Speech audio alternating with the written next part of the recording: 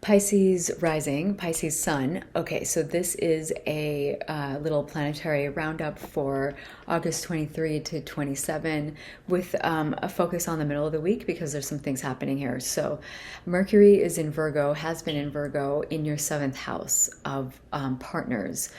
Okay, so Mercury is thinking, communicating, writing, analysis in Virgo, absolute facts, numbers, details, organization, analysis. It's like hardcore Mercury. Mercury's fully charged up here and in his home with everything, and we want that.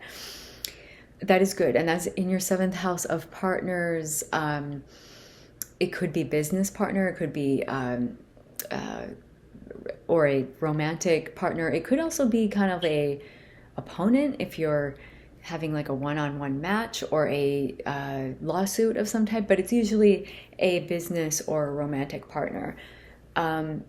So that has been highlighting that area for you. When Mercury is opposing Neptune, mostly today, tomorrow, Neptune is not Mercury. Neptune is not about facts. Neptune is like blurring the reality, kind of like this light, like it's like, oh, it's magical, it's this otherworldly thing, and then it's like, oh, when the fog clears, you're like, no, it was just a reflection from the door actually. And it's kind of like, but Neptune doesn't want to show you that. Neptune doesn't show you truth. It shows you dreams and beauty and sparkly things and ethereal and, you know, high kind of spirituality, the most dazzling highest thing of, like, you know, love, like for this, the highest idea of love, kind of in like a all consuming way, not like a one-on-one kind of person way, but like a just a spiritual, I can't think of the word, higher thing. There's a word there, but I'm not coming up with it right now. So we're gonna continue. So Neptune is obscuring in your first house of self, and has been. Neptune's been there for a while, but you know, in your first house of self, your identity, your appearance, your physical body, how you look to others in the world. This can be kind of deceiving because with that seventh and first axis, it's about others, you know, a one-on-one relationship, and then myself. What is going on here? What is real? What is not real? It's almost like a distortion of identity, a distortion of others. Who am I? Who are they? You know, and are these facts real? Can I believe this? It's a little bit of a time to not fully believe what is happening. Not because it has to be evil, but because it is not going to be there at the end of the day. When the smoke clears and the fog clears, you will see the actual facts. Mercury is facts. There's just no getting around. This is this, you know. Neptune is like the dreaminess that clouds it.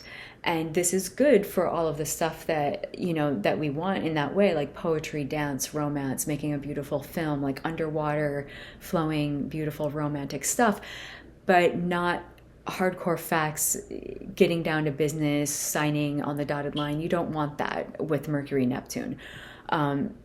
So I would pay attention to relationships here going on, about what you're offering the people, what they might be offering, because it's not exactly, it's not even bad. It's not like, oh, this was completely amazing and now it's gone. But it might just be like you're thinking like, God, this is horrible. But then once it clears, it's like, oh no, there's actually a reality that's somewhere in the middle. Once Neptune is out of its out of the way, kind of, it kind of comes down to, oh, okay, things look normal now, you know.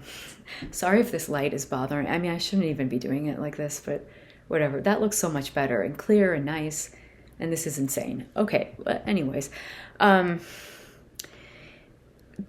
so that is kind of that. It's good for the romantic, dreamy, artistic stuff, not good for signing on the dotted line or believing what is happening in the moment, because things will change.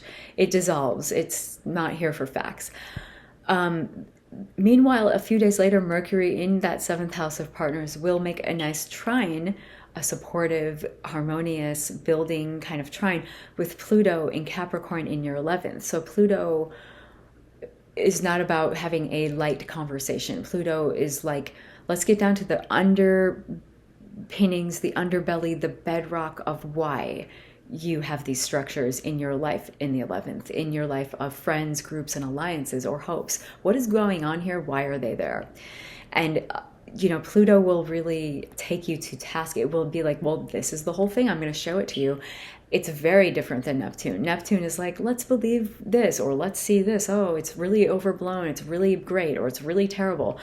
There's no middle ground. And then Pluto is kind of like, let's just lay the whole thing out starkly. And it's like, wow, what a, with Pisces, the Mercury, Neptune in your first, it can be about also like this kind of psychic download of like information. I mean, real, like you can be having dreams or, having kind of words come up or things come up that are coming to you. But the Pluto stuff that will happen is more like, okay, these are the facts, Mercury, and these are the psychological why reasons behind it. And it's very insightful. It's like a very insightful moment to look at, what are the motivations here. And then what I want to say is all of this is about Mercury thinking in the mind this week. Next week, Mars will be coming through and hitting, opposing Neptune and then trining Pluto. So this week is about the mind and about thoughts and communications. Next week is about action, about putting it in drive, and your get up and go and your will to get things. Or get things done. So I would pay attention to what happens this week, because it's kind of like next week will be kind of like an echo of what happened this week, but now with action. It's kind of like, lights, camera, action, kind of. Yeah. Like oh man, I should have come up with that one earlier. Great. So the Mercury Neptune is kind of like the camera rolls, like it's Hollywood. Oh, it's so dazzling with this light. And then, the light, camera, action, the Pluto is kind of like, I'm going to shine this, you can't get away from this light onto the matter. And it's like, no, look at this, like, look at it in the stark light of day. And then Mars comes through next week and it's like, but let's just go and do it, action. So that's kind of what that is. And I will be back next week with more. And thank you. All right.